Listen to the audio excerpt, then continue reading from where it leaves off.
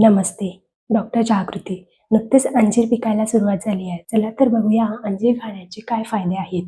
अंजिरामध्ये fibre, calcium, त्याचबरोबर magnesium, potassium, vitamin A, C, E व केचे प्रमाण भरपूर आहे.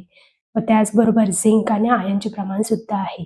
पोट साफ होत नसेल तर रोज रात्री 2 अंजीर खाऊन वरून पाणी प्यावे.